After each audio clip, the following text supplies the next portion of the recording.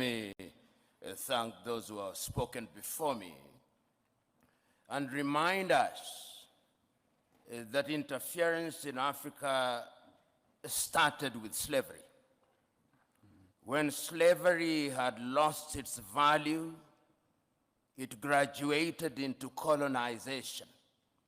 And that is the context in which Berlin must be seen, when the European powers sat in Berlin and divided the continent of Africa into spheres of influence.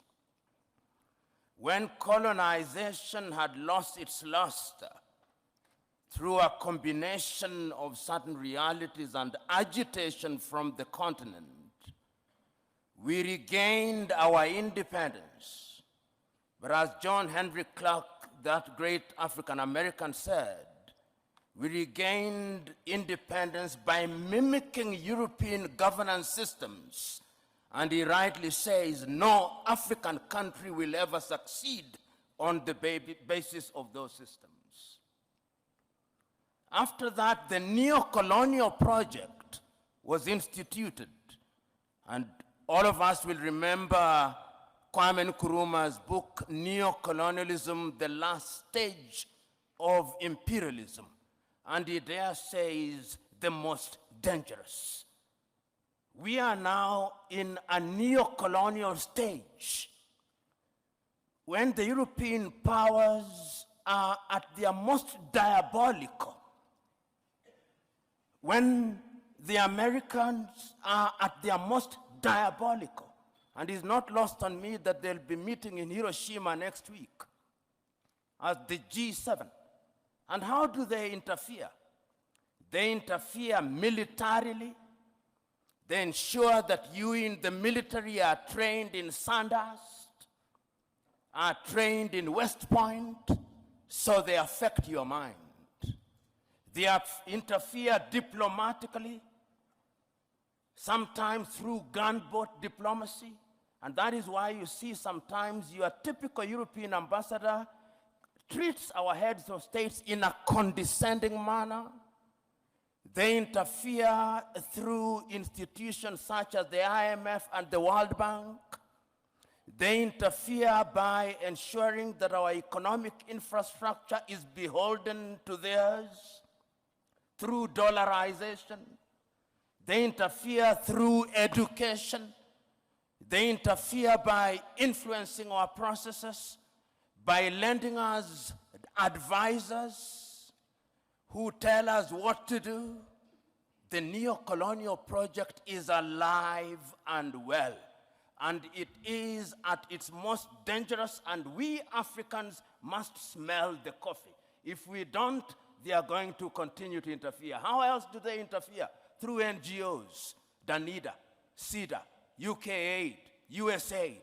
These are Trojan horses that are introduced into our countries for the purpose of influencing our processes. And they infiltrate our institutions. Right now, if you look at the African Development Bank, look at the shareholding. It's Americans, it's Germans, it's Japanese, it's the French. And the Europeans have done their bit. They also interfere through post-colonial institutions, the Commonwealth of independent nations. They are not sovereign states, former French-speaking nations. These are the instruments that they interfere through. And how do we then deal with this situation?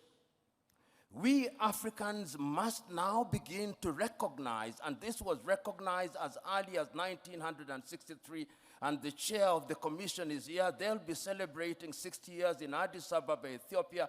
And 60 years ago, on the 24th day of May, Kwame Nkrumah warned us. He said, if we are not united, they are going to interfere with us militarily. They are going to interfere with our economy. They are going to interfere with our agriculture. They are going to interfere with our health. Our duty, and I hope that when African heads of states and government meet in Addis next week, it will not be another jamboree at which pro forma speeches are read. I hope it will be an occasion to give meaning to Africa Agenda 2063, I hope it will be an occasion to give meaning to Africa Continental Free Trade Area. I hope it will be an occasion to revitalize the Malabo Declaration, the Maputo Declaration, the Yamoussoukro Declaration. In other words, we Africans, as I conclude, we Africans must stop operating in silos. Rwanda alone will not confront them.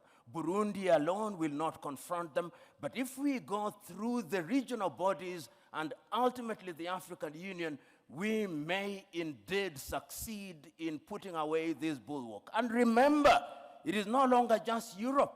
There is a new scramble for Africa. The Chinese are here. The Turks are here.